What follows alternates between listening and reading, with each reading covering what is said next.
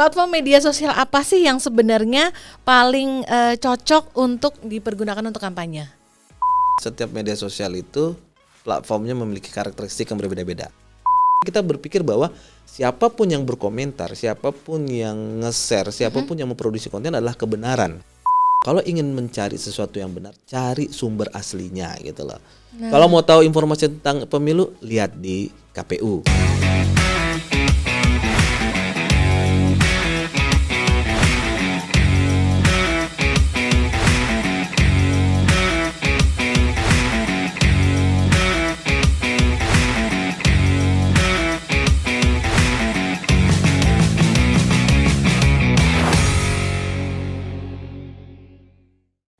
Teman pemilih, apa kabar? Terima kasih ya sudah kembali bergabung di podcast KPU RI hanya di kanal YouTube Komisi Pemilihan Umum Republik Indonesia.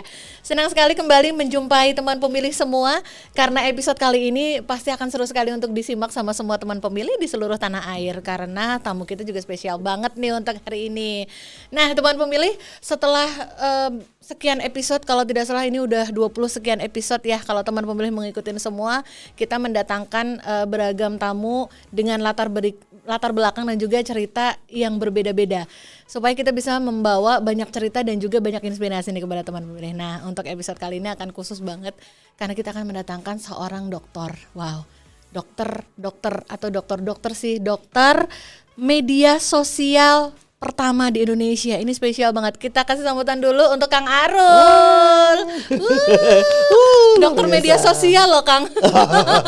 Alhamdulillah. Pakainya gini, Kang. Oh, kayak gini. Biar gede. Oh, biar gede. Love-nya Iya, gede. siap. Kang Arul, apa kabar? Alhamdulillah baik Mbak Reni. Alhamdulillah, Sehat? senang banget, sehat. Alhamdulillah, terima kasih udah Iya. bertanya. Kang Arul, terima kasih ya udah meluangkan waktu untuk datang ke podcast KPU. Alhamdulillah. Kebetulan memang lagi suka sate. Oh, sate. Dan kebetulan dari belakang KPU ada taman itu kan. Jadi langsung mampir. Mampir aja langsung gitu. mampir, makanya. langsung mampir. Semua yang kebetulan nggak pakai direncanakan kadang-kadang juga tetap seru ya, Kang, Tetap ya? seru, sangat seru Betul. gitu. Kadang-kadang kalau kita rencanain itu, oh begini akhirnya nggak jadi gitu kan. Kebanyakan kayak gitu. Seringnya kayak sering gitu. kayak begitu, ya Allah, janji terus akhirnya nggak jadi gitu. Kayaknya ada yang curhat nih. Enggak juga. Oke, teman pemilih, kita sudah bersama dengan Kang Arul. Iya, benar sekali. Yang saya sebutkan di awal, kita orang-orang menjuluki beliau sebagai dokter media sosial pertama di Indonesia. Nah, sepertinya ini adalah kesempatan yang bagus nih, kita bisa dapat obrolan banyak nanti bareng sama Kang Arul tentang media sosial dong tentu saja, dan apalagi karena kita lagi menuju untuk menjajaki dan juga melangkah menuju pemilu 2024 nanti 14 Februari Kang 2024. Kayaknya seru nih teman pemilih, kita ngobrol soal media sosial nih barengan sama ahlinya. Atau jadi Kang Arul ini juga aslinya nih, kalau mau dikasih tahu dulu nih teman pemilih, sebenarnya teman pemilih bisa googling langsung nih, cari namanya Ruli Nasrullah. Sebenarnya nanti kalau dicari di mesin pencari ketahuan gelar aslinya apa. Sudah nulis buku apa aja dan kiprahnya di mana aja tuh teman pemilih bisa ngelihat sendiri di situ ya. Nanti dengan mudah langsung ketahuan, wajahnya juga langsung kebuka. Medsosnya juga langsung jret belasan. Bahaya nih, banyak banget. Kang Arul, sebenarnya paling seru kalau kita ngobrolin media sosial dan pemilu adalah karena ternyata untuk menuju ke pemilu 2024 nanti tuh Kang, ada yang akan kita sasar tuh salah satunya adalah pemilih pemula. Pemilih yang baru pertama kali akan memilih. Berarti kan sebenarnya kalau dilihat usianya itu masih bisa dibilang muda-muda nih. Kaum muda kita katanya Kang, itu kiblatnya tuh masih di media sosial nih kalau lately nih ya, berita-berita di sekarang ini, di beberapa tahun terakhir ini, arah-arahnya itu opini-opini itu ngarahnya anak-anak di usia muda itu memang kiblat informasinya di media sosial. Benar nggak tuh Kang? Kalau saya sih melihat seperti ini ya, artinya dalam determinasi teknologi nih, teori dulu. Jadi memang kita tuh sudah masuk ke gelombang di mana media-media tradisional itu sudah susah diakses dalam pengertian secara psikologis ya gitu. Karena persoalannya adalah ada keinginan untuk kita itu mendapatkan informasi yang cepat. Gitu, jadi sementara kalau kita nonton TV, koran, majalah, kita kan ada hal yang harus kita tunggu kan secara durasi gitu. Iya. Jadi tidak hanya anak muda sekarang gitu loh. Jadi orang tua juga, remaja juga, dewasa juga, bahkan Orang anak tua kecil. juga, Orang Kang. tua juga sekarang gitu. Jadi kalau seandainya mau tahu nih lagi banjir di mana, mereka tinggal ngeliat Twitter, tinggal ngeliat Instagram Ya. gitu kan. Kemudian juga yang kedua adalah pergeseran penggunaan media ini juga dipengaruhi oleh budaya. Budaya. Gitu ya, budaya gitu kan, karena persoalannya adalah beban hidup kita itu udah terlalu banyak kan? Sebelum kita podcast kan Teh Rini udah ceritakan bebannya kayak gimana kan gitu. Jadi orang ke media sosial tuh mencari pelarian, Ya. orang betul. ke media sosial mencari pelarian gitu kan. Ya. Dan memang sekarang tipe generasi sekarang adalah dia ingin mendapatkan sesuatu yang langsung dapat, langsung cepet Ya. gitu kan. Kalau televisi dia harus nunggu dulu. Oh, nanti malam ada sinetron drakor Big Mouth contohnya gitu iya. kan. Dia harus nunggu dulu malamnya gitu kan. Iya. Tapi kalau di media sosial dia tinggal cari gitu kan. Ini seri keberapa, buka Netflix atau buka video atau apapun mereknya gitu kan. Jadi saya ingin mengatakan bahwa ini pergeseran yang buat saya itu sebenarnya secara teknologi determinasi komunikasinya itu hal yang wajar gitu loh. Tidak hanya ke anak muda, tidak hanya ke anak-anak remaja, tetapi juga ke orang tua juga. Ya. Karena prosesnya memang seperti itu, terlalu cepat. Inilah secara konteks sederhananya. Saya itu kalau nyetir pagi terus ingin mengetahui ini macet atau di mana, tinggal buka Twitter. Ya. Ya, Tinggal buka betul. Twitter terus kita langsung bilang, bro di Sudirman macet nggak gitu kan, di Tamrin macet nggak gitu. Tiba-tiba cepat aja tuh ada yang ngejawab gitu kan, segala macam gitu. Yang kedua juga saya ingin melihat bahwa di media sosial itu kita tuh banjir informasi. Banjir ya, Kang. Sangat banjir. Kita mau nyari Banjir apa loh. aja. Ya. Kita mau nyari apa aja. Mulai dari yang halal, subhat sama yang haram. Semua level ada. Semua level ada Ya. gitu kan. Tanya operator kita gitu kan. Dia paham itu bagaimana mengakses hal-hal yang seperti itu gitu. Jadi ini yang dikatakan sebagai banjir informasi dan bisa dikatakan ini pasar ide bebas gitu. Pasar ide bebas di mana semuanya sudah masuk ke situ, semuanya bisa dicari. Kita mau nyari apa aja ada. Mulai dari belajar ngaji, Iya. ya belajar kitab-kitab Injil, Dhamma Sastra segala macam ada di situ. Ada gitu semua. kan. Mau konsultasi keagamaan, percintaan, Iya. pendidikan, psikologis, semuanya ada. Iya. Bahkan di internet itu kita bisa mendapatkan cara menyehatkan diri kita sendiri, cara masak, bikin obat herbal sampai saya menemukan cara bunuh diri pun ada di situ gitu. Serem itu ya, Ya, cara buat Iya, bom iya. juga ada. Jadi saya ingin mengatakan iya banyak gitu kan. Jadi saya ingin mengatakan bahwa ini media sosial yang memang pasar idenya sangat-sangat Ya. luar biasa dan uniknya kita adalah generasi yang searching. Searching itu adalah kita hanya ingin mendapatkan apa yang kita mau kok. Iya. Iya, Apa yang kita perlukan? Iya, apa yang kita perlukan gitu kan, dan uniknya adalah generasi sekarang adalah generasi skip. Jadi kalau lu buffering atau tawaran infonya selama 10 detik itu udah nggak menarik, dia akan skip dia.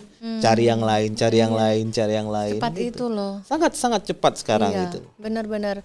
Dan kalau dari gambaran singkat Kang Arul, ini tidak hanya menunjukkan orang muda sebagai yang kategori usianya muda ya Kang ya, termasuk sampai tadi yang Kang Arul bilang ada yang orang tua pun, misalkan ya level-level orang tua penggemar sinetron misalkan pun ya, penggemar drakor misalkan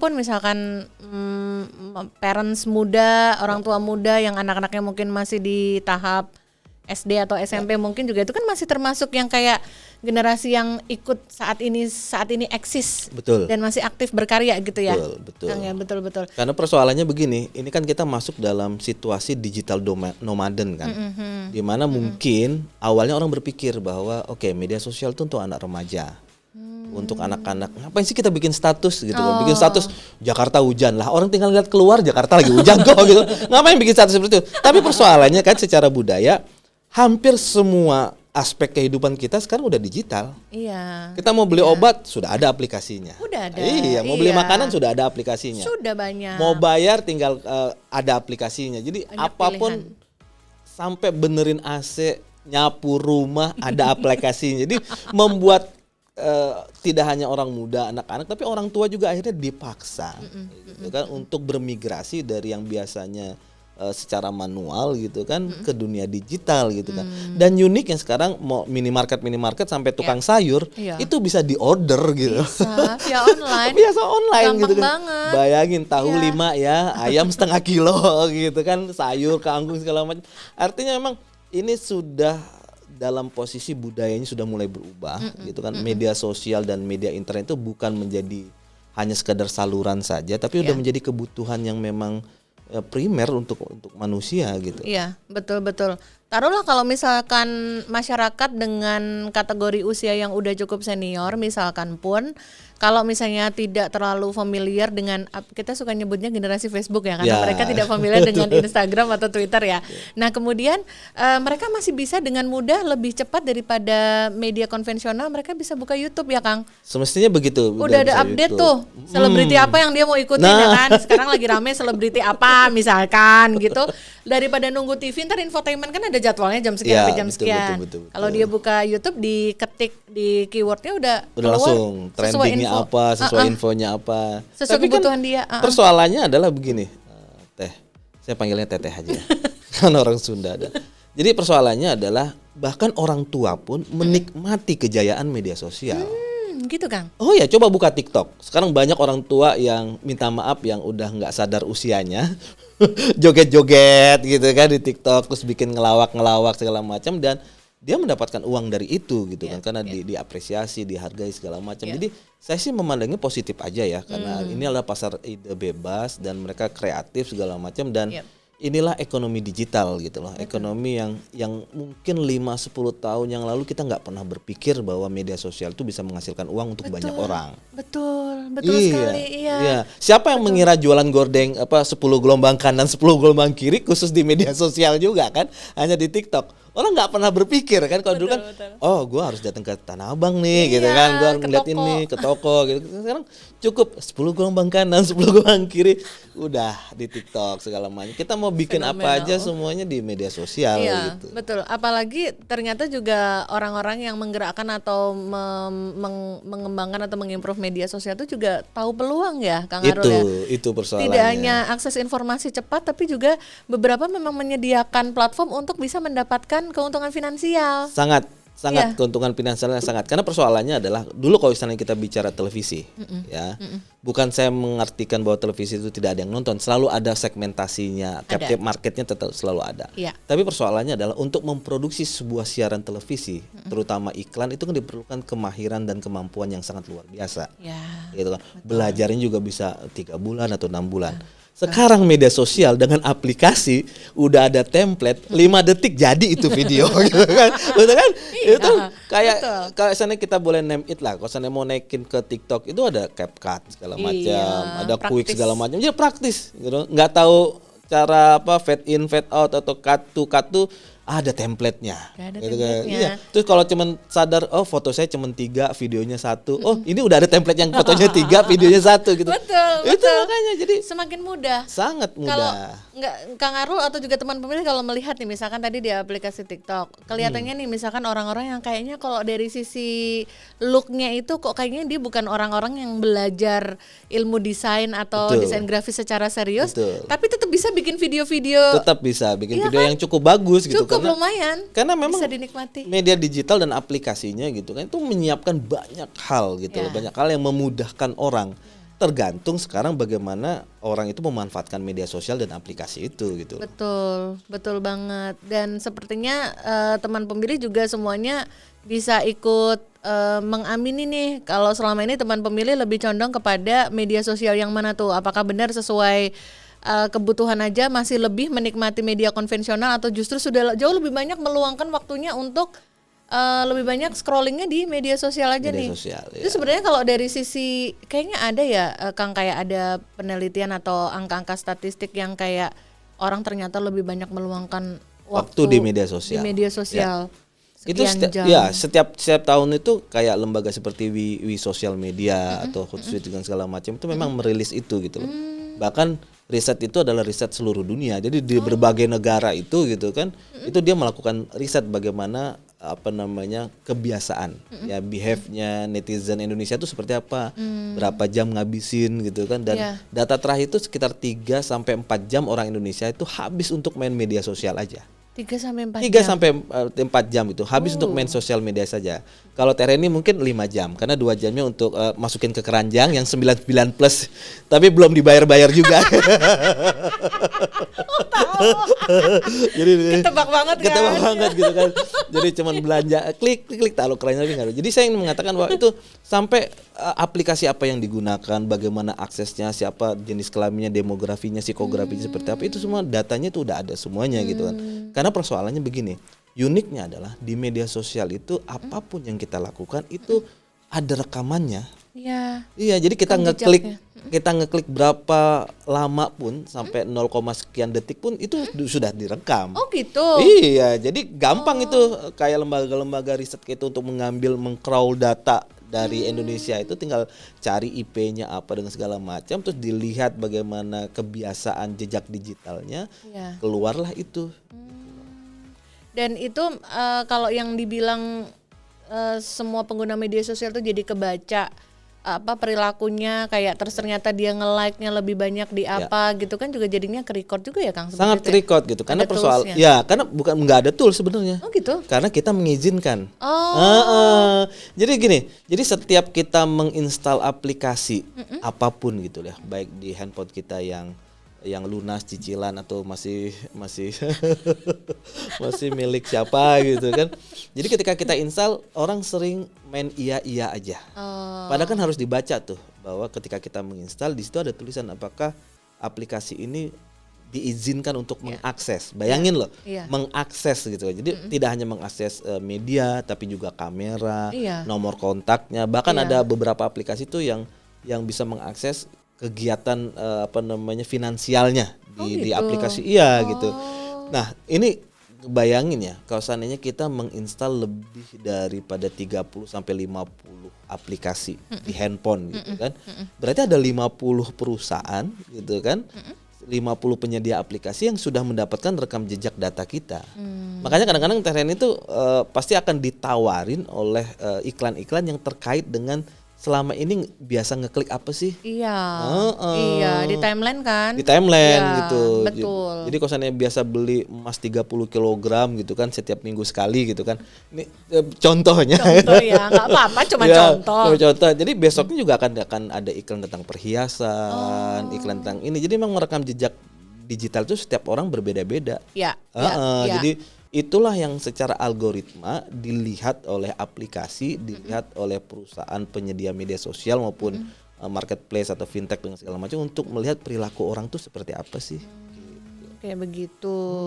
Nah ini menarik banget nih teman pemilih, apalagi soal yang statistik tadi, karena ternyata angka yang dicatat oleh lembaga survei itu semakin hari semakin tahun pengguna media sosial itu semakin bertambah betul. Dan dengan spesifikasi yang lebih detail itu ternyata juga tercatat sebagai informasi dari yang dilakukan oleh lembaga survei tadi ya Kang? Betul, yang dilakukan oleh lembaga survei, jadi jauh lebih mudah sebenarnya meng-crawl itu. Cuma persoalan begini Teh, persoalannya adalah ketika pengguna itu tidak sadar bahwa apa yang disajikan di media sosial itu adalah sesuai dengan rekam jejaknya, itu akan menjadi hal yang sangat negatif dan bahaya. Misalnya gimana? Hoax, disinformasi. Jadi kalau seandainya setiap hari dia mencoba mengakses itu dengan alasan gue cuma ingin tahu sih sebenarnya ada hoax apa hari ini, tapi karena dia ngeklik, kemudian besok dia ngeklik lagi gitu kan, kemudian ketika tampil di wallnya tidak di delete gitu kan, maka besoknya orang akan mendapatkan tawaran-tawaran informasi yang sama seperti itu gitu loh. Dia ditawari hoax. Iya, ditawari hoax. Jadi akan muncul juga seperti itu gitu. Jadi saya ingin mengatakan bahwa apa yang muncul di media sosial itu sebenarnya jangan menyalahkan orang lain kalau seandainya dia itu menyebarkan hoax, disinformasi atau berita bohong. Karena itu sebenarnya perilaku kita. Astaga. Itu perilaku kita, Pak Ibu. Nggak nyangka. Oh iya. Iya juga Karena ya, kan? kadang-kadang Teh Reni pernah merasa nggak ada orang yang bikin status terus hati kita tuh kesel bacanya. Oh ya, kadang. Ya kan? Nggak boleh bilang sering, kadang. Kadang, kok kayak gini sih, kok kayak gini. Dan alhamdulillah saya nggak ada. Oh gitu. Karena saya udah tahu nih kalau teman saya suka ngomong kayak gini, udah saya langsung delete atau saya heningkan dia untuk nongol di Itu wall kita. diapain Kang? Maksudnya Diheningkan saja, kan ada tetap follow tapi diheningkan Oh namanya. gitu. Diheningkan, jadi nggak akan nongol. Makanya saya lihat ada beberapa riset gitu, termasuk yang kerjasama dengan Facebook juga untuk melihat bagaimana emosional seseorang. Bahkan itu kasusnya itu heboh loh di Amerika, karena sama-sama kerjasama dengan Facebook untuk menawarkan foto-foto, konten, video yang kekerasan untuk melihat emosional psikologis seseorang gitu loh. Nah itu juga yang terjadi kalau seandainya lingkaran kita adalah orang-orang yang selalu emosional, ya, yang fanatik buta entah itu ke agama, ke partai atau ke kelompok tertentu, maka kita akan dipaksa untuk membaca hal-hal yang menurut kita itu sebenarnya nggak setuju. Iya. Gitu loh. Iya. Tapi kita ngeliatnya oke, mungkin di skip, Iya. dilewatin. Padahal Iya. melewatkan itu gitu kan, itu sama saja membiarkan itu ada di dinding kita, Oh, di gitu. media sosial kita. Iya. Jadi sebaiknya kita memang mengambil satu langkah. Betul. Kalau saya sih kita pertama harus mengambil satu langkah bahwa itu kan ada titik 3 di atas sebelah Iya. kanan. Tinggal disesuaikan saja bahwa konten ini tidak sesuai dengan kebiasaan kita, konten ini seperti itu. Jadi ketika banyak orang ribut di media sosial, saya ngeliat Facebook saya aman-aman aja gitu kan. Karena kalau sana ada orang yang sudah mulai ini, ya sudah itu pendapat dia. Berarti pendapat dengan saya berbeda. Saya nggak perlu juga ngeluarin ayat, ngeluarin kitab, ngeluarin apa-apa Nggak usah untuk ngebales ya. untuk ngelurusin dia, kan saya Iya. juga bukan malaikat Iya, gitu iya. kan. Saya juga bukan malaikat gitu yang untuk mengatakan lu salah, biarin aja gitu lah, biarin aja gitu kan. Kalau you gentle, you DM. Jangan mempermalukan orang di status dia gitu kan. Iya. Atau kita ngelawan, lu kalau gentle DM kasih tuh, Mas ini salah datanya begini. Jangan maksudnya baik tapi di status yang bersangkutan gitu loh. Gitu. Kan orang lain jadi ngeliat Iya, gitu. Iya. Dan satu kalimat diketik oleh seseorang dengan sebenarnya pikirannya tuh santai, kebaca sama orang lain dalam betul. keadaan suasana emosi yang berbeda bisa beda ya Kang. Sangat beda karena teks Iya, gitu kan. Ya, benar. karena teks itu sangat berbeda sekali gitu kan. Coba bayangin kalau seandainya Teh Reni tiba-tiba dapat 2 miliar. Terus saya ngomong, waduh keren ya, dengan senyum segala macam, karena intonasinya terdengar tulus. Iya. Kalau nggak terus kan, ih keren, standar kan. Jadi kita standar. tapi kalau di teks kan kita nggak tahu. Nggak kebaca itu Nggak ngomongnya kebaca. nadanya gimana ya. Nadanya kayak gimana, apakah marah, emosional segala macam. Jadi saya ingin mengatakan bahwa di pengguna di media sosial itu, apa yang kita baca itu sebenarnya itu terkait dengan bagaimana mentalitas kita, psikologis kita mengakses media sosial. Saat itu ketika Saat ngebaca itu. Iya, jadi kalau seandainya mau aman, mau tenang, kalau seandainya nggak setuju ya udah skip aja itu. Nah, itu Atau dia. informasinya disembunyikan saja. Sembunyikan. Mm-mm. Tapi ternyata kalau dibiarin dia akan tetap nongol terus ya, Kang Dibiarin ya? tetap akan nongol terus. Nah itu persoalannya adalah ketika ada konten-konten yang mengacaukan atau menjelekkan atau menghina agama orang lain atau suku, ras segala macam. Kita tuh sering biarin aja, gitu kan. Saya nggak berbicara mereka yang terlalu emosional menjawab status itu, tapi yang paling bahaya buat saya adalah sebenarnya selain itu adalah membiarkan konten itu. Membiarkan konten itu muncul di wall kita itu sama juga secara algoritma konten itu sudah dibaca oleh satu IP. Nah, apa yang harus kita lakukan? Ada titik 3 di atas, gitu kan? Tinggal klik aja, laporkan. Ini untuk platform apa nih? Semua platform Semua kayaknya platform sama ya, 3 semua titik platform di atas. ya, semua platform sama. Jadi Betul. kita dianggap secara algoritma menyetujui konten itu sebenarnya. Oh, kalau kita tidak melakukan langkah Kalau kita apa-apa. nggak apa-apa, karena kan menggeser konten itu sama aja kita sudah melihat dalam waktu 0, sekian detik. Oh, gitu. Dihitung Iya. ya, Kang ya. Itu dihitung. Jadi klik aja titik 3 di atas, kemudian laporkan konten itu yang tidak sesuai dengan panduan komunitas dengan segala Iya, macam iya, gitu kan. Jadi betul. artinya kita juga harus aktif. Kenapa media sosial itu dari jutaan konten per hari, kenapa dia menawarkan konten yang A? Iya. Karena itu rekam jejak digital kita gitu loh, rekam gitu. jejak digital kita. Ter ini apal nggak kalau seandainya punya Facebook kan? Oke. Masih. Maksudnya kalau masih gimana? Ya, Mas. Ada. Apa Kang. nggak kalau seandainya pernah makan bareng di mana, wisata di mana dengan teman-teman, naikin ke Facebook, tiba-tiba Facebook menyarankan mau nge-tag orang ini nggak, dikotakin wajahnya. Itulah algoritmanya. Oh, gitu. Iya, itulah algoritmanya. Karena kita sering melihat warna biru gitu kan, maka kita akan dihadirkan oleh iklan-iklan yang cenderung berwarna biru, Luar biasa. konten-konten yang berwarna biru, visual video yang ada birunya juga gitu. Jadi secara algoritma itu apa yang kita buat gitu kan, apa yang kita lakukan selama bertahun-tahun di media sosial itu sebenarnya profiling netizen pengguna media sosial, maka itulah yang akan ditawarin. Profiling diri kita sendiri ya sebenarnya. Profiling diri kita sendiri gitu. Jadi kalau seandainya nanti operator podcast kita sering mengakses gitu kan film-film yang tanpa busana atau apa, maka dia akan ditawari. Akan Konten-konten di-offer. flora dan fauna, National Geographic, Betul. Discovery gitu kan. Jadi Ikan, seperti itu, iya ikan, kan. lumba-lumba gitu kan. Lumba-lumba, ikan paus misalnya. Iya, ya. gitu ya kan. noted itu. Nah ini Kang Arul dan juga teman Mili, ini seru sekali. Kita akan mengulik lebih banyak lagi bagaimana media sosial ini nanti akan banyak berperan atau kita bicarakan dan berseliweran, apalagi khususnya dalam masa-masa di tahapan pemilu seperti sekarang nih. Ya, teman pemilih jangan kemana-mana ya, tetap bersama kami di podcast KPU RI hanya di kanal YouTube Komisi Pemilihan Umum Republik Indonesia. Teman pemilih, terima kasih banyak ya Anda masih bersama kami di podcast KPU RI hanya di kanal YouTube Komisi Pemilihan Umum Republik Indonesia. Dan kita masih bersama dengan tamu spesial kita untuk episode kali ini, yaitu sang dokter media sosial pertama di Indonesia. Wow. Wow.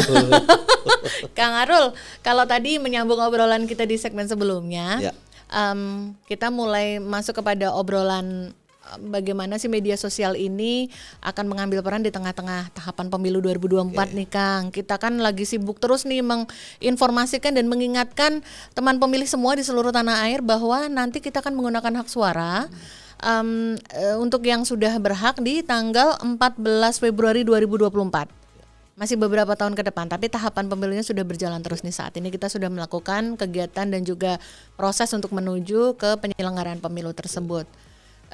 Belajar dari penyelenggaraan pemilu sebelumnya Kang, sebelumnya kan juga sudah ambil peran nih media sosial, apalagi kalau urusannya hoax ya, hoax, disinformasi yang ada di media sosial itu, kita jadi kepo deh. Kalau menurut Kang Arul pribadi sebagai person yang memang punya concern besar dalam media sosial, hoax pemilu apa Kang yang paling meresahkan yang pernah terdengar atau lewat di timeline-nya Kang Arul?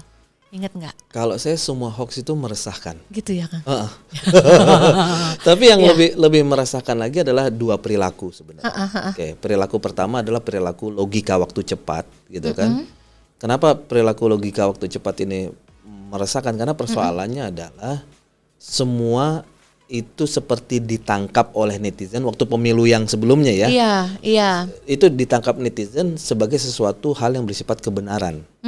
Gitu loh. Karena jadi tidak melalui filtering, tidak melalui konfirmasi lagi, kemudian akhirnya sesuatu yang muncul di akun media sosial dia itu linknya itu disimpan, di-share ke WA group atau di-share di akun dia sendiri karena berpikirnya oh ini bener nih gitu. Karena persoalannya mengakses media sosial itu dengan pola dan prinsip logika waktu cepat gitu loh.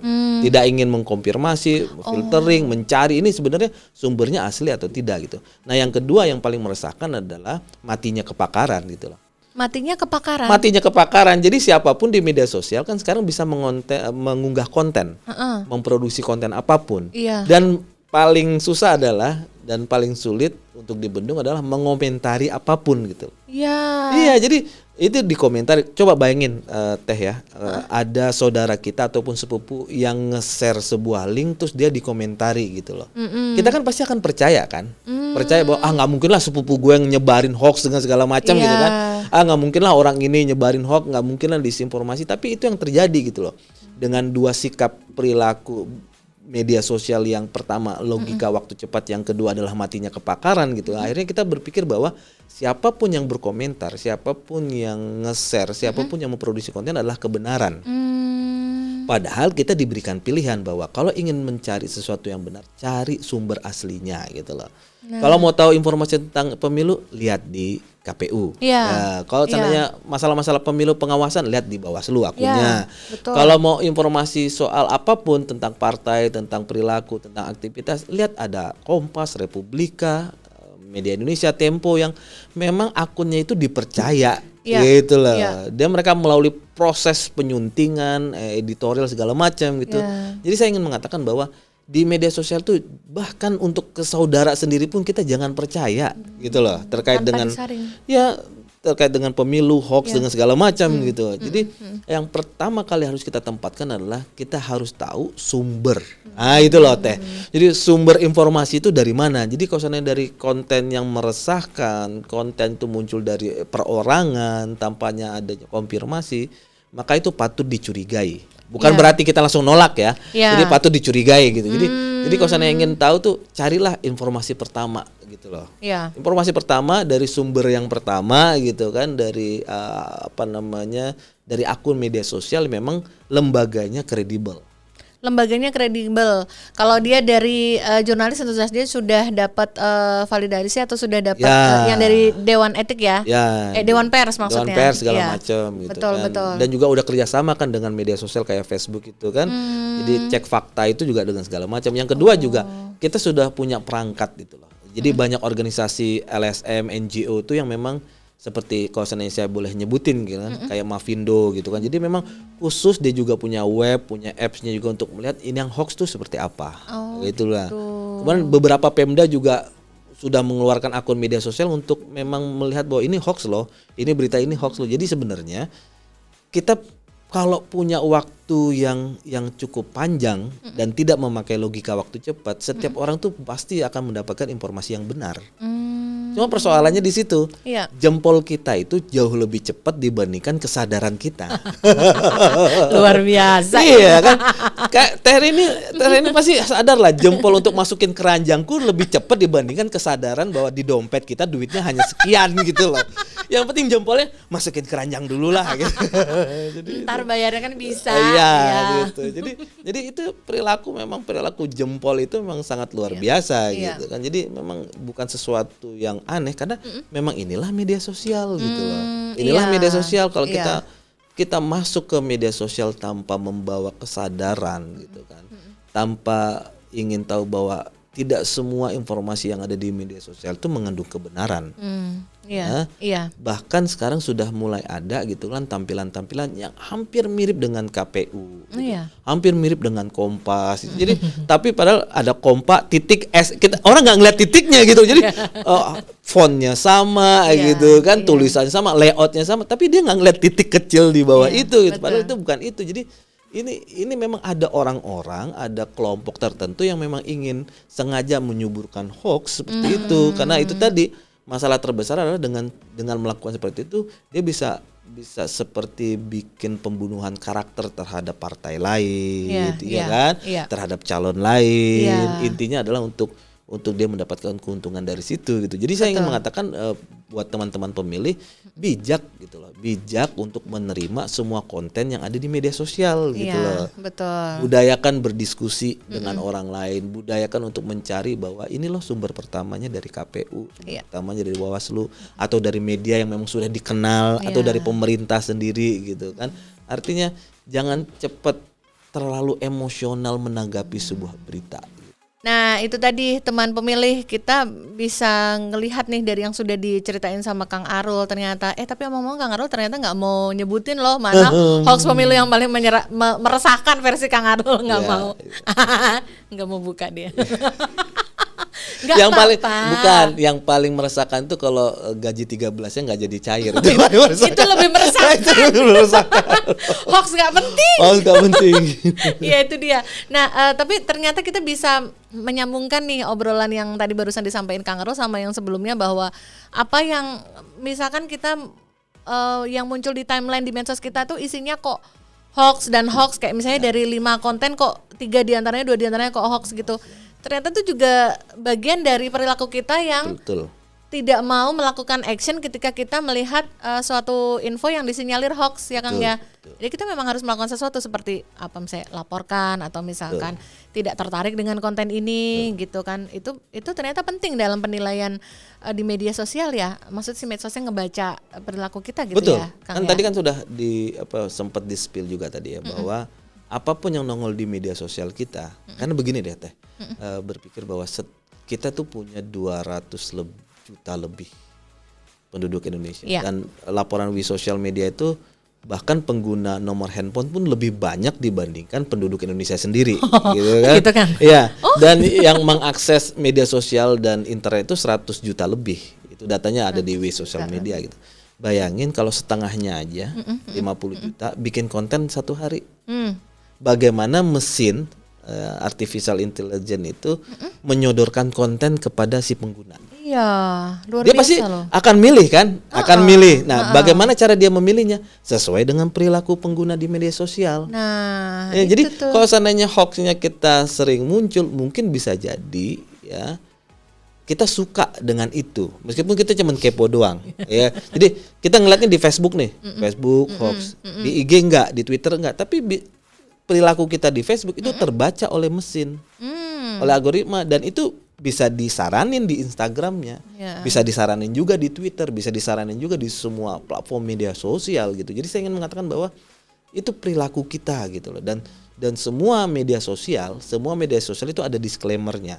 Sayangnya gitu kan, pengguna media sosial kita itu tidak membaca secara detail gitu kan, bahwa kalau you menggunakan media sosial ini loh, termasuk nanti ada poin tentang konten.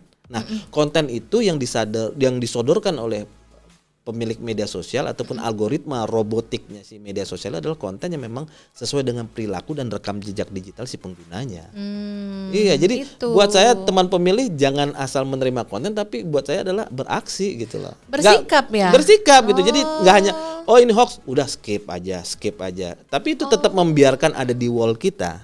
Gitu. iya. Tapi kalau seandainya kita bersikap, ada hoax, ada disinformasi itu, udah titik 3 gitu kan, laporkan. Iya, Tidak sesuai dengan komunitas, maka algoritma itu langsung merekam bahwa orang ini tidak suka dengan konten-konten seperti ini. Jadi besok-besoknya tidak akan ditawarin lagi gitu loh. Tuh, satu langkah dari kita mungkin kalau dilakukan oleh sekian banyak individu dengan media Ya. sosialnya, itu akan berperan sekali ya dalam Sangat. membantu mesin-mesin media Ya. sosial ini untuk menyingkirkan berita-berita hoax ini ya, Kang. Sangat gitu. Ya, Teh luar ini biasa punya loh. pengalaman lah, 3 kali ngorder panci kan di marketplace.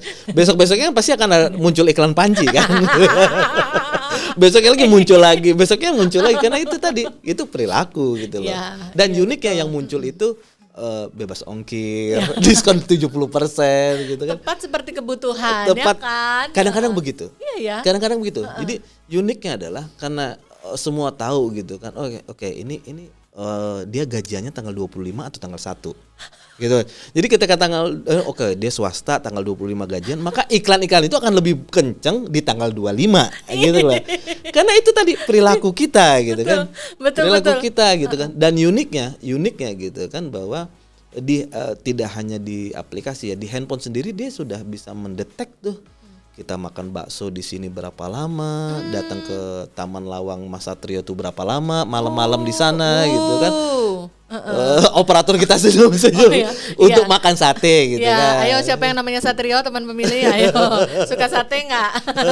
Jadi itu tuh apa namanya aplikasi ya, Kang? kedetek gitu kan. Karena Oh ada my Google God. History kan, Ada, Google ada. History gitu. Jadi kalau seandainya kita ngidupin itu gitu kan, termasuk di GoFood, di apa namanya GrabFood segala Iya. macam atau ShopeeFood segala macam, itu kita tuh terdetek gitu loh. Kita pernah pesan apa, itu di mana, ini di mana, maka Iya. yang muncul pertama kali adalah itu yang ditawarin gitu. Nah ini yang katakan bahwa ini sudah masuk tahap ketiga big data yang sangat luar biasa, dan mesin itu bisa memprofiling kita. Iya, Ya, iya. dalam konteks positif itu sebenarnya bisa dimanfaatkan oleh tokoh politik, partai politik untuk Iya. mengetahui bahwa sebenarnya target ceruk pasar pemilih mereka itu siapa sebenarnya gitu kan. Dan itu juga bisa digunakan oleh teman pemilih bahwa sebenarnya target yang akan dia pilih nanti ketika pemilih itu siapa gitu. Jadi dua hal ini sebenarnya menjadi sesuatu yang sangat bisa positif Iya. dan juga bisa Negatif. Iya. Oh, berarti kalau misalkan dibaca, kalau dikaitkan dengan misalkan kebutuhan teman pemilih sebagai calon pemilih nanti Ya. di pemilu 2024 nih, Kang. Kalau misalnya nih kita sering-sering search yang kayak misalnya di media sosial kita, taruh misalkan di Instagram atau di Twitter, kita searchnya caleg dengan riwayat yang peduli lingkungan, itu mungkin kita akan sering ditawarin ya, akan Kang? sering ditawarin seperti Oh, itu. gitu. Akan sering ditawarin seperti itu. Jadi teman pemilih itu harus cerdas juga gitu kan. Jadi isunya apa, ininya apa gitu kan pemilih itu kan yang akan dipilih itu kan mewakili daerah. Ya kan klaster masing-masing gitu. Jadi isu apa yang akan diangkat di daerah itu tinggal dicari oleh teman pemilih semuanya di Google. Tinggal diklik aja atau di media sosialnya, lihat rekam jejaknya dengan segala macam. Jadi sekarang sudah tidak ada lagi yang namanya panggung depan yang memang dibuat sebagai sebuah kepura-puraan. Gitu. Ya, karena rekam digitalnya selalu ada. Kita tidak bisa sembunyi itu. Kalau seandainya dia betul-betul peduli lingkungan, pasti ada pemberitaan online di situ, ada liputan medianya, ada kegiatan-kegiatan dia. Jadi teman pemilih bisa tahu dengan secara detail ini sebenarnya kandidat ini potensinya seperti apa, gitu kan? Aktivitasnya seperti apa, kepeduliannya seperti apa. Ya. Kalau dulu tanpa media sosial kan kita seperti kayak membeli kucing dalam karung bahasanya begitu dulu, gitu kan. Jadi kita nggak tahu tiba-tiba namanya ini gitu kan. Oh dia sering nongol di TV nih, udah kita pilih aja gitu kan. Padahal TV itu bagian dari campaign atau iklan campaignnya dia ya. Jadi sekarang kan positifnya media sosial seperti itu. Jadi kita bisa digging, bisa menggali lebih dalam lagi sebenarnya. Oke, kandidat itu seperti apa? Betul. Dan Kang Arul, kita bisa percaya bahwa hampir semua pengguna sosial, saya bilang hampir semua ya, itu memang orang-orang dengan level kekepoan itu cukup tinggi. Jadi artinya ya jangan di stop tuh kekepoannya untuk menggali lagi seperti apa nih karakter dan rekam jejak taruhlah caleg atau partai yang kira-kira bakal kita pilih gitu nanti di pemilu 2024 nanti. Jadi jangan males lah scrolling, jangan males lah searching gitu ya. Pasti kebuka semua ya Kang ya pasti. Kebuka semuanya. Kebuka semua. Kalaupun orang itu gitu kan tidak mengumumkan sesuatu atau bikin status, bisa jadi teman-teman ketika SD-nya, teman-teman SMP-nya gitu. Kayak Teh Reni kan, saya nggak tahu pakai jilbabnya sejak kapan, ya kan? Mungkin sejak SMA. Tiba-tiba tiba-tiba ada temu alumni gitu kan, SMP, tiba-tiba dinaikin. Ini foto waktu SMP kelas 2 gitu kan, nggak pakai jilbab kan gitu kan. Padahal sudah berusaha untuk menutupi ini aurat segala macam. Tiba-tiba orang lain yang mengunggah. Nah itu persoalannya gitu loh. Teman tuh kadang laknatnya. Kadang-kadang gitu. Itulah sebabnya kenapa media sosial juga memunculkan fitur yang nggak bisa di-tag itu loh Kang. Iya betul. Iya nggak? Ada biar dia nggak ketahuan masa lalu, ya nggak sih? Betul, betul. Tapi meskipun tidak bisa di-tag, kan setiap wajah kan punya algoritmanya. Oh gitu. Iya, setiap tetap mata bisa. kita tetap bisa. Oh tetap bisa bocor ya? Tetap bisa bocor gitu. Wow.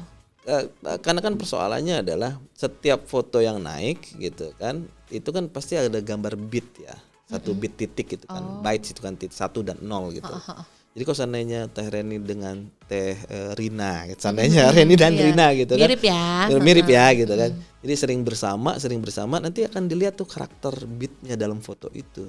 Oh gitu. Jadi ada kemiripan gitu loh. Jadi buat saya sih sebenarnya ketika kita masuk dalam dunia digital itu kita memang harus khawatir sebenarnya gitu loh. Gitu. Perilaku kita, kapan kita ngorder gitu kan, kapan kita diprioritaskan untuk ngambil makanan ini, kapan kita pergi gitu kan. Kemudian mapnya kita kemana saja, berapa lama kita duduk di warung kopi itu, apa yang kita pesan segala macam.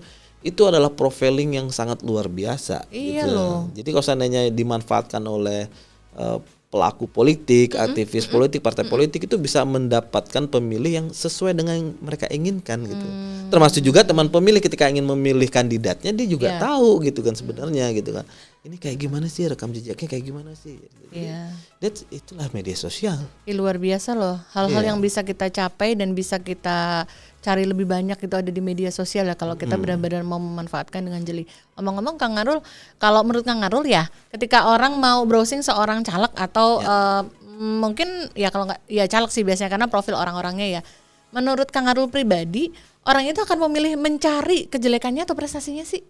Kalau saya sih tergantung. Tergantung ya. Tergantung informasi yang dia dapat. Ya, jadi apa yang dia cari juga. Jadi seandainya masuknya adalah hoax nih, gitu kan, tentang apapun kayak politik identitas, politik sosiologi atau psikologi. Jadi ketika dia cari hanya untuk mengkonfirmasi bahwa ini tidak benar, maka dia akan mendapatkan sesuatu yang tidak benar semuanya. Oh gitu. Tapi kalau seandainya dia mencari niat awalnya juga untuk menyuburkan informasi yang misinformasi seperti itu, dia pasti akan mendapatkan hal itu. gitu.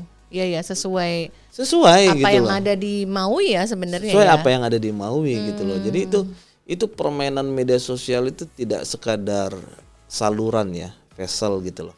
Untuk main media sosial, untuk berjejaring dengan teman-teman, bertemu dengan teman lain, tetapi di dalamnya itu ada mesin yang sangat luar biasa yang bisa mengatur perilaku seseorang. Itu loh yang harus kita Iya. tadi kata Karul khawatirkan ya, garis bawah ditebelin khawatirkan ketika bermedsos sebenarnya. Iya. Tidak hanya untuk kita-kita yang bahasanya masyarakat biasa, tapi juga untuk para public figure juga nih. Betul, betul, sangat betul gitu. Karena persoalannya adalah dulu kan media sosial, gue cuman naikin status, bikin status, oke selesai. Tapi akhirnya lama-lama kan muncul penyakit. Penyakitnya apa? Kalau dikomentari. Ih bener. Betul kan? Kalau dikomentari. Nagih kan? Nagih gitu. Ya kan Kang? Jadi kalau udah bikin status nih naruh HP nih. Heeh. Baru ngobrol 5 menit udah lihat lagi. Ada yang komentar nggak? komentar nggak Taruh ya? lagi gitu kan. Terus lihat lagi ada yang komentar nggak? Jadi itu satu. Kemudian bergerak ke level yang kedua adalah FOMO. Fear of missing Fear of out. missing out. Oh, Nggak jadi mau ketinggalan. nggak mau ketinggalan status gitu. Jadi makanya kan Teh Reni jadi muak menggunakan Facebook karena itu. Anak gue nggak belajar tiba-tiba dapat ranking 1. Iya ada yang paling ranking 1. Iya. Gua lagi healing nih belakangnya menara Eiffel gitu kan. Padahal goyang-goyang pakai green screen gitu kan. Jadi itu tadi, jadi seolah-olah itu karena di level itu adalah orang ingin eksistensi di dunia digital.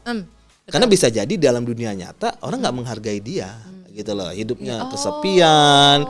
FOMO kan seperti itu. Iya, iya. Karena apapun sekarang di media sosial orang akan like kan, Ya. orang akan komen gitu kan. Coba deh, Teh Reni sekarang dalam kondisi bahagia, ketawa, ceria gitu, tidak ada masalah tabungannya 3M gitu kan. Amin. Mau diaminin juga nggak Kang? Boleh loh Kang ngaminin kata-kata sendiri boleh Kang. Sambil bahagia cobalah bikin status di Facebook. Terus? Tulisannya aku sedang sedih. Maka pasti akan ada puluhan temen yang WA, puluhan orang yang akan pasti tanya gitu, kamu kenapa? Oh gitu. Gitu kan. Cerita dong Teh gitu kan. Ayo kita ketemu padahal lagi bahagia gitu. Karena itu tadi orang sengaja gitu loh di media sosial itu terwakil oleh teks. Sekarang logika gini deh, mungkin operator kita Mas Satrio atau Mas Holis di sini. Ya, gitu kan, hari Teh Reni. episode ini nih Satrio ngetop banget. Oh ngetop ini. banget gitu kan. Pernah nggak ketemu teman yang di rumah sakit gitu kan, lagi pakai selang infus dinaikin ke media sosial? Oh, sering sih Kang. Buat apa coba? Buat apa coba? Aku nggak bisa jawab. Untuk buat nunjukin, apa ya? untuk nunjukin, gue lagi sakit nih, jadi dipasang wajah meles segalanya. Buat apa coba? Untuk bayarin harga infusnya. Nggak bisa juga kan? Nggak bisa juga. Perhatian aja. That's why. Ya, Gitu loh. perhatian Jadi aja. setelah FOMO, orang ingin mendapatkan perhatian lebih. Gitu loh. Orang ingin mendapatkan perhatian lebih di media Iya. sosial. Itu levelnya udah beda gitu. Ya, jadi orang lebih apa dalam teori Charlie Tarkle itu dia rame tapi sebenarnya dia itu kesepian. Oh gitu. Ya, jadi akhirnya dia selalu ingin eksis terus di media sosial. Akhirnya dalam kondisi itu di level yang terakhir adalah dia sudah melupakan norma, sudah melupakan etika, sudah melupakan bahwa mana yang benar, nilai yang baik atau yang tidak Mana gitu yang kan. pantas atau Mana yang tidak. pantas atau tidak. Akhirnya Iya. demi konten ngeprank, ngejahatin orang Ya, gitu kan. ngusilin. Demi konten gitu kan. Yang penting kontennya lagi rame nih gitu kan. Udahlah kita ngeprank orang, ngasih kantong sampah ke orang lain yang Iya. berharap itu adalah daging kurban Iya. segala macam gitu kan. Pernah Jadi kan? jadi persoalannya adalah ini dunia yang sangat menarik dan kita sangat terkaget-kaget dengan realitas media sosial, tapi percayalah bahwa di situ ada sisi baik juga ada sisi buruk di situ. Iya, tergantung kita mau menempatkan berada di sisi yang mana. Ya. Mau menggunakan untuk kebutuhan yang baik atau mau semakin meracuni diri dengan melibatkan yang kurang-kurang itu tadi, ya kan? Betul. Kang Arul, setelah kita ngobrolin tentang serunya media sosial yang bakal mempengaruhi dan juga bisa jadi untuk beberapa orang sudah mendominasi atau menyetir kehidupan kita nih mungkin. Kalau misalkan kembali ke dalam obrolan menuju ke pemilu 2024, kira-kira masih akan pas nggak kalau nanti KPU sebagai penyelenggara pemilu itu akan juga lebih memberikan informasi banyak kepada masyarakat itu melalui media sosial? Mempan nggak kira-kira? Kalau saya strateginya begini, mungkin karena saya juga kan konsultan digital dan komunikasi ya. Strateginya adalah setiap kita mencoba untuk diseminasi ya informasi, maka teorinya adalah dalam dunia PR itu semakin banyak media yang kita pakai akan semakin banyak juga informasi itu tersebar. Nah, itu konsep pertama ya. Ya. Itu konsep pertama. Jadi semakin banyak media yang kita pakai semakin tersebar. Tapi yang kedua jangan dilupakan bahwa setiap media itu punya karakteristik. Nah, satu-satunya karakteristik yang tidak dibatasi oleh waktu dan tempat adalah media sosial. Dan juga satu-satunya media yang kita bisa mendapatkan data lebih detail adalah media sosial. Karena yang media yang lain tidak pernah bisa mendapatkan itu berapa lama orang tuh duduk nontonin iklan. Betul kan? Tadinya KPU tuh bikin iklan nih 1 menit. Berapa jumlah penduduk Indonesia yang nonton dan berapa lama jumlah mereka yang nonton di detik ke-10, di detik ke-15. Itu datanya nggak bisa didapetin selain di internet dan media sosial. Karena di internet media sosial kita bisa tahu tuh, oh iklan gue nih 3 menit. Nah yang nonton sampai menit ketiga itu berapa banyak, itu datanya ada. Ada ya? Iya, perempuan atau laki-laki, daerahnya di mana, bahkan kita bisa mengclustering, oh ini hanya untuk di Jakarta Utara gitu kan, atau clustering, oh ini untuk di Mamuju saja atau di Pontianak saja. Jadi iklan itu targetnya juga sesuai, kemudian dia kapasitas kontennya juga disesuaikan dengan usia yang akan ditargetkan segala macam, dan juga sangat efektif. Sangat efektif selain murah. Ya karena media sosial itu sangat murah sebenarnya gitu kan. 50.000 aja kita bisa beriklan. Ngebus itu ya. Ya ngebus itu gitu. Ya. Ya, dan korban kan Teh Reni gitu kan, karena bisa membeli barang gara-gara iklan di IG gitu kan, Instagram gitu. Makasih loh. Jadi buat saya adalah sangat efektif sekali menggunakan media sosial sebagai salah satu alternatif untuk menyebarkan informasi terhadap aktivitas KPU. Iya, baik. Itu adalah statement yang berarti sekali, terutama buat kita sebagai penyelenggara pemilu nih. Iya, tentunya harapan kita semakin banyak varian dan juga konten yang kita sebarkan dalam rangka informasi kepemiluan ini mudah-mudahan bisa sampai semua nih ke semua teman pemilih di seluruh tanah air. Nah, kita akan ngobrol lebih banyak lagi di segmen berikutnya, karena kita akan kasih kesempatan untuk teman pemilih untuk bertanya kepada Kang Arul nanti di sesi setelah ini ya. Karena itu teman pemilih jangan kemana-mana, tetap di podcast KPU RI.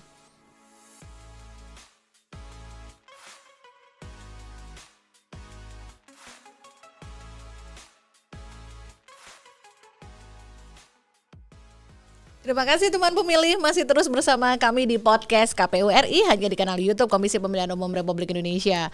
Buat teman pemilih yang baru saja pertama kali ini mampir di YouTube KPU RI dan baru melihat tayangan podcast ini, harus segera subscribe ya, karena subscribe itu gratis dan pasti akan terus mendukung Komisi Pemilihan Umum untuk terus memberikan update informasi kepemiluan.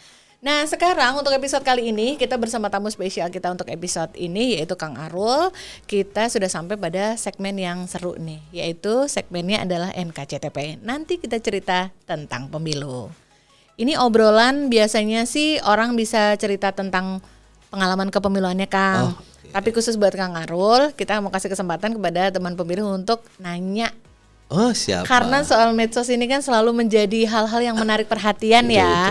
Bukan hanya menarik tapi menyedot perhatian sebenarnya ya. Dinotis terus. Nah, kita sudah ada beberapa pertanyaan yang masuk karena tadi kita sudah share di IG story kita, dan ini sudah ada yang masuk. Yang pertama ya Kang, ada 2 nih yang cocok nih ditanyain sama Kang Arul. Yang pertama dari Yatan XX1. Wih, ada XX-nya. Kak Yatan bilang nanya, Kang Arul, plafon. Bukan plafon. Kok plafon sih? Platform. Nggak apa-apa plafon kan, bikin rumah gitu lah.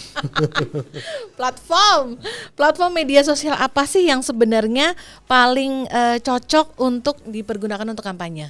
Nah, Oke, kalau saya melihat bahwa setiap media sosial itu platformnya memiliki karakteristik yang berbeda-beda. Tapi hal pertama yang harus dilakukan adalah kita ketahui dulu karakter dari follower kita atau subscriber kita. Jadi buat teman-teman, kalau saya ingin campaign ya, lihat insight. Lihat di insight tuh wawasan tuh. Jadi di situ Bapak Ibu, teman-teman, adik, abang, mbak, tante, atau semuanya gitu kan. Sisters and brothers gitu kan. Opa gitu kan. Yoni gitu kan. Bisa tahu sebenarnya selama ini yang ikut kita, yang mengkonsumsi konten kita itu siapa gitu loh. Jadi hal pertama adalah yang perlu diketahui adalah sebenarnya karakter netizen yang follower kita, subscriber kita gitu kan. Itu tuh sebenarnya siapa gitu loh. Oh, gitu. Jadi tinggal dilihat aja gitu kan. Oh, ternyata lebih banyak usianya antara 20 sampai 25. Nah, dari situ bisa dibikin filtering tuh konten apa yang sebenarnya lebih suka dan lebih disenangi oleh gitu loh, ceruk pasar yang akan mengkonsumsi konten gitu. itu gitu kan. Gitu. Yang kedua juga jangan diabaikan data. Coba lihat dari semua konten yang dinaikin di media sosial, mana konten-konten yang banyak dapat like, mana konten-konten yang dapat banyak komen, mana konten-konten yang banyak mendapatkan share.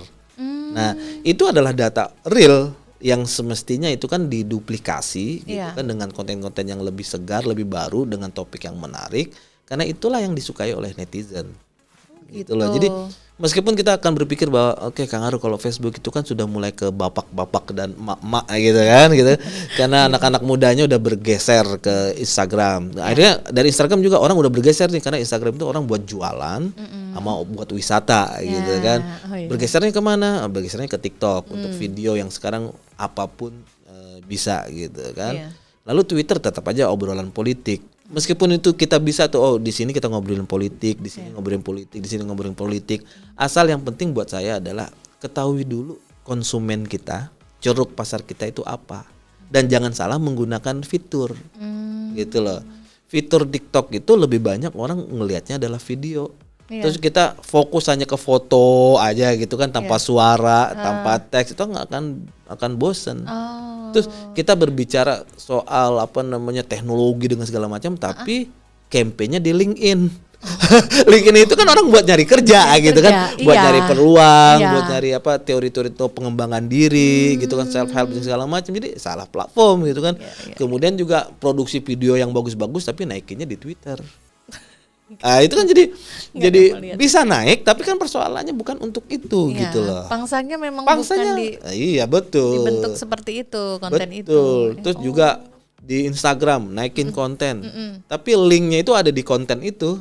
Kan nggak bisa diklik di Instagram kan gitu kan, jadi nggak bisa. Jadi banyak hal yang harus dipertimbangkan. Pertama memang followernya, kemudian karakter perangkatnya yang memang berbeda-beda ketahui dulu gitu loh. Jadi buat saya mana yang lebih efektif itu setiap orang memiliki keefektifan media sosialnya masing-masing.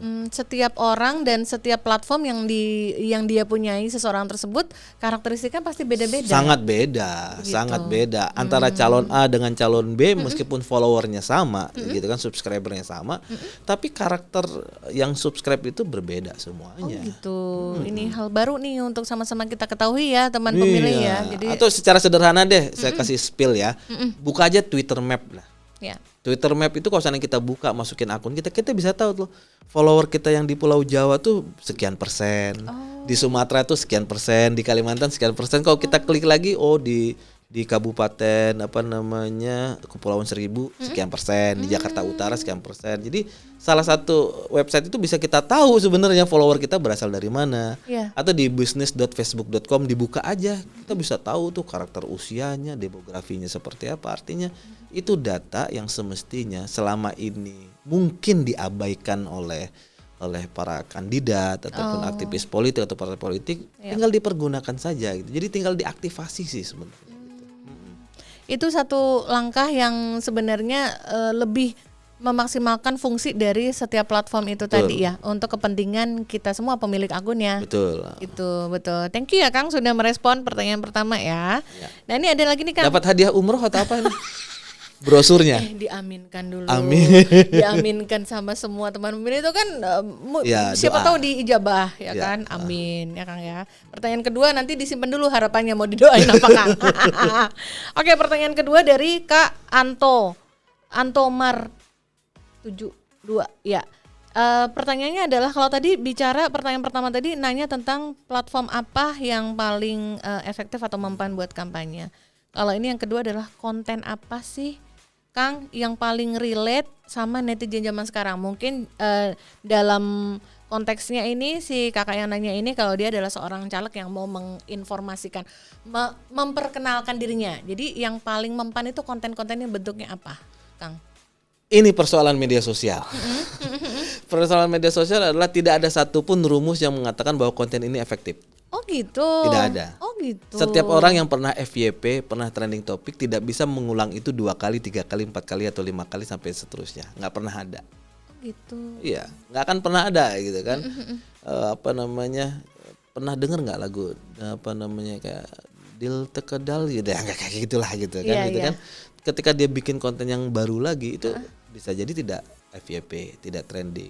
Atau Kopi Susu yang lagunya Runtah itu kan, ketika nyanyi lagi mungkin yang lain bisa jadi tidak trending lagi gitu kan. Jadi beberapa yang trending itu, beberapa yang viral itu bukan persoalan tidak bagus kontennya, tapi persoalannya adalah ini adalah media sosial yang bisa jadi hari ini disukai oleh netizen, bisa jadi nanti malam berbeda juga yang disukai oleh netizen, gitu loh.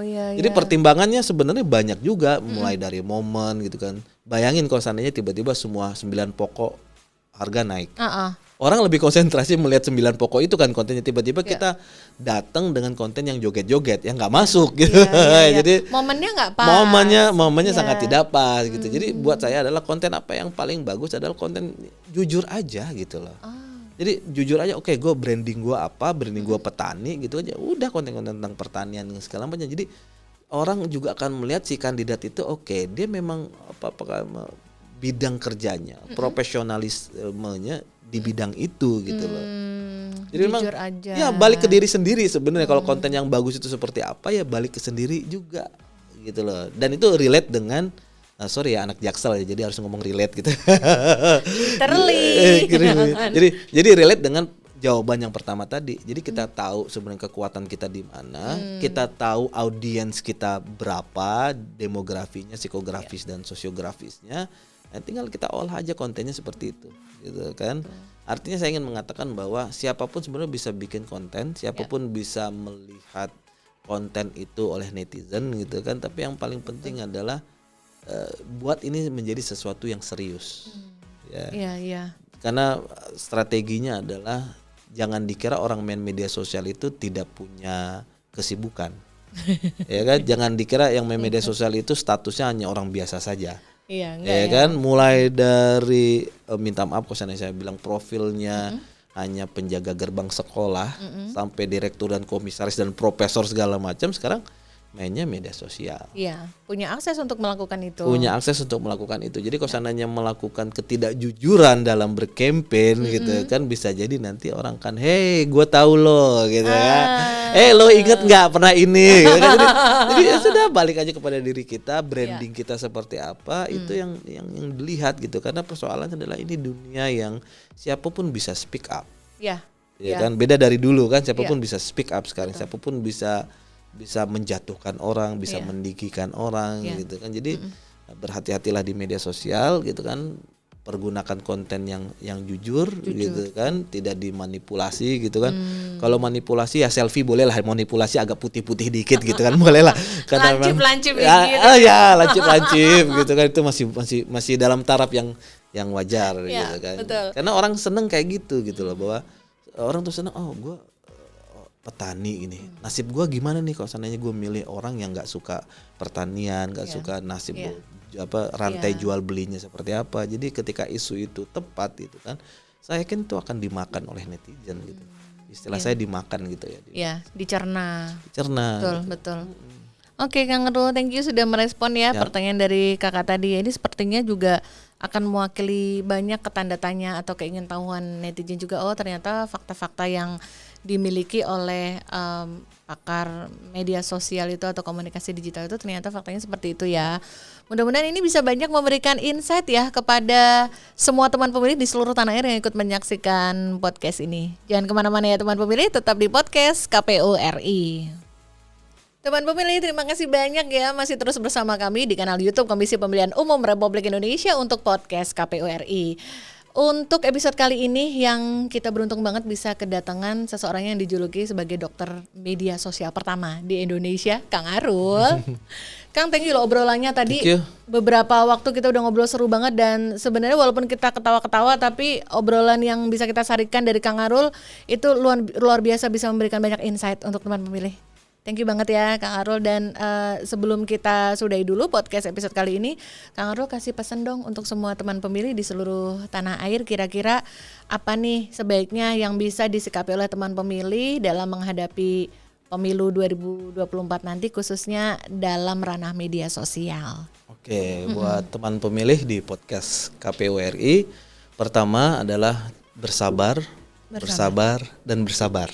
Oke. Gitu Kang. Ya, karena persoalannya pertama bersabar untuk melihat media sosial, tidak menerima begitu saja informasi yang disebarkan di media sosial. Yang kedua adalah bersabar untuk meluangkan waktu gitu loh, mencari kebenaran konten media sosial. Kemudian yang ketiga adalah bersabar untuk memilih apa, siapa, bagaimana, dan efek dampak yang akan diterima oleh teman pemilih ketika memilih seseorang atau partai politik. Wow, Oke. 3 sabar ya. 3 sabar. 3S, ya. 3S. Kelihatannya sabar, tapi memang hal yang harus dilakukan di balik itu effortnya pasti luar biasa. Sangat luar biasa. Ya, Kang, sangat ya. luar biasa. Oke, karena satu, kalau seandainya saya boleh berfilsafat gitu kan, satu pilihan oleh teman pemilih itu sangat menentukan bagaimana bangsa kita ke depan. Iya, setuju banget. Jangan disia-siakan hak pilih yang sudah dimiliki sama teman pemilih semua gitu. Jadi tetap gunakan kesabaran yang luar biasa, apalagi ketika menghadapi hempasan hoax yang ada di media sosial, pasti tidak sedikit dan pasti juga akan menguji kesabaran banget ya Kang. Sangat ya. Sangat. Satu-satu yang dilawan itu adalah ketika hari belanja nasional. Itu nggak bisa ditolak tuh. Itu mah gampang, Kang. Itu yang seperti itu mah gampang bisa dihadepin. Tinggal cek isi saldo, mampu apa enggak. Ya, tapi itu tadi ya teman pemilih, kalau kita mampu mengejawantahkan pesan dari Kang Arul tadi, mudah-mudahan kita semuanya sama-sama bisa untuk bisa menjaga kesabaran nih tadi, khususnya dalam menghadapi media hempasan hoax dari semua media sosial yang dijamin pasti waktu demi waktu menuju 14 Februari 2024 akan semakin banyak ujian hoax yang harus kita hadapi. Kemampuan kita untuk menghadapi hoax dan juga menyikapinya itu juga menjadi bagian dari uji kesabaran kita ya Kang. Betul, teman pemilih, terima kasih banget ya udah bersama dengan podcast KPU RI untuk episode kali ini bersama Kang Arul, salah satu pakar komunikasi digital yang juga dijuluki sebagai dokter media sosial pertama di Indonesia. Kami yang beruntung sekali bisa mendapati Sama-sama. Kang Arul, terima kasih banyak. Sehat selalu ya Kang Arul. Siap. Mudah-mudahan kita bisa ketemu lagi di kesempatan berikutnya. Ya. Thank you. Ready. Thank you banget ya teman pemilih semua. Terima kasih banyak loh sudah terus mengikuti dengan setia dan nantikan terus konten dari podcast KPU RI untuk episode berikutnya yang tentunya juga sangat menarik untuk semua teman pemilih. Podcast KPU RI terdepan bicara kepemiluan. Sampai ketemu lagi. Dadah.